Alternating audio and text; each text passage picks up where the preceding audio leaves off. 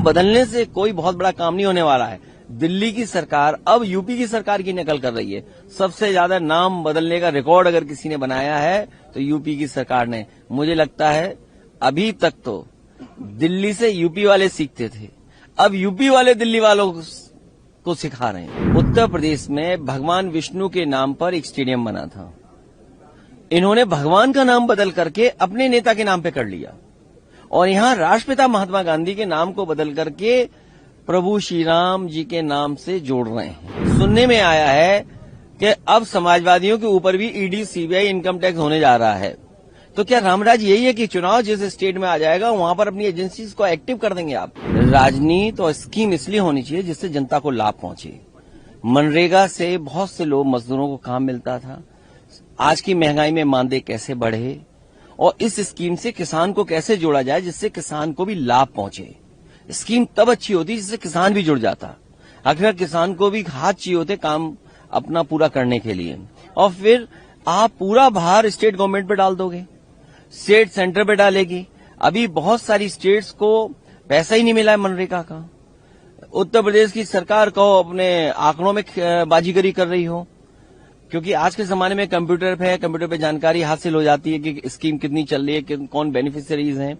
तो कहो वो मैनिपुलेशन चल रहा हो स्टेट गवर्नमेंट का।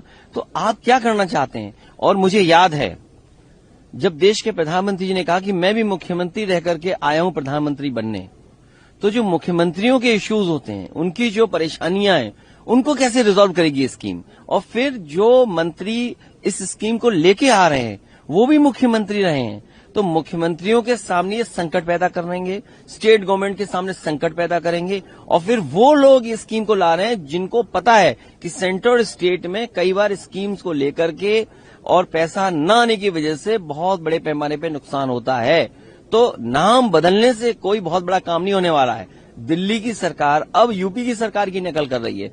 सबसे ज्यादा नाम बदलने का रिकॉर्ड अगर किसी ने बनाया है तो यूपी की सरकार ने। मुझे लगता है अभी तक तो दिल्ली से यूपी वाले सीखते थे, अब यूपी वाले दिल्ली वालों को सिखा रहे हैं। सर, वोट चोरी को लेकर उमर अब्दुल्ला ने कहा कि ये हमारा वो मुद्दा नहीं है, ये इंडिया ब्लॉक का मुद्दा नहीं है। तो किस तरह से देखते हैं? मैं पुराने सवाल पे फिर आ जाऊं।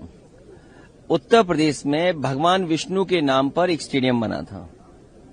इन्होंने भगवान का नाम बदल करके अपने नेता के नाम पे कर लिया और यहां राष्ट्रपिता महात्मा गांधी के नाम को बदल करके प्रभु श्री राम जी के नाम से जोड़ रहे हैं और कह रहे हैं इससे राम राज्य आएगा। क्या राम राज्य में किसी को पेशाब पिलाया जाएगा? क्या राम राज्य में भेदभाव होगा जाति का? क्या राम राज्य का धर्म में भेदभाव होगा? क्या राम राज्य में आर्थिक रूप से गैर बराबरी लाओगे आप? क्या आप राम राज्य में आरक्षण छीन लोगे? क्या राम राज्य में आप विपक्षी लोगों पे झूठे मुकदमे लगाओगे? क्या राम राज्य में ईडी, सीबीआई, इनकम टैक्स लगाओगे? सुनने में आया है कि अब समाजवादियों के ऊपर भी ईडी, सीबीआई, इनकम टैक्स होने जा रहा है। तो क्या रामराज यही है कि चुनाव जिस स्टेट में आ जाएगा वहां पर अपनी एजेंसीज को एक्टिव कर देंगे आप? तो एक तरफ तो भगवान विष्णु के ही अवतार भगवान श्री राम थे और यहां पर आप राष्ट्रपिता मां का नाम हटा करके प्रभु श्री राम का नाम ला रहे हैं। और जो प्रभु श्री राम जी को जिनको हमने टीवी पे देखा, जिंदगी गुजर गई टीवी पे देखते देखते, उन्हें बताओ ऐसी जगह बैठा दिया, अगर हम देखना चाहें तो भी नहीं देख सकते, उन्हें पीछे बैठा दिया। अगर ये बिल का नाम बदला है तो अरुण गोयल जी मेरठ के जो हमारे सांसद हैं जिन्होंने राम का रोल प्ले किया है, उनकी सीट कब बदलोगे? उनकी सीट भी प्रधानमंत्री जी के बगल में लाएं। प्रभु श्री राम जी की जो नाम पर जिन्होंने हमें आपको पूरे देश को बताया सीरियल, उनको भी प्रधानमंत्री जी के बगल में बैठाइए। और अगर उनको बगल में नहीं बैठा रहे हो तो आप बहुत बड़ा धोखा प्रभु श्री राम को दे रहे हो।